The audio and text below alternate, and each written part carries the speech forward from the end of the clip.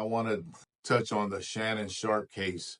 To say that I was shocked to hear the allegations that came out last week is an understatement.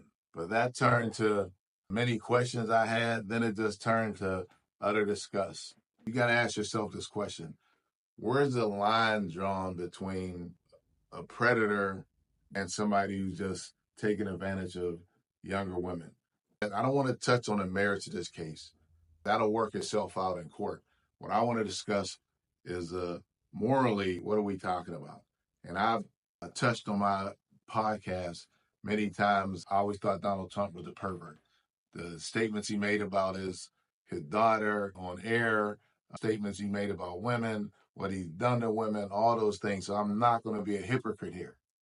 Shannon Sharpe is 55 years old. A year and a half ago, he started his relationship with a 19-year-old. When you're talking about 54, 53, 54, 55-year-old man dating 19-year-old women or looking to have 19-year-old women perform sex with them, that's a line that shouldn't be blurred to us. Think about this.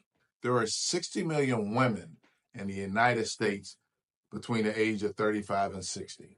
60 million. That's more than the entire population of Italy, of Kenya, of Canada, of Argentina, of Iraq. I can name another 40 countries to have a population less than the number of women we have in this country between the age of 35 and 60. But you choose, as a 55-year-old man, to have a relationship with somebody that could be your granddaughter?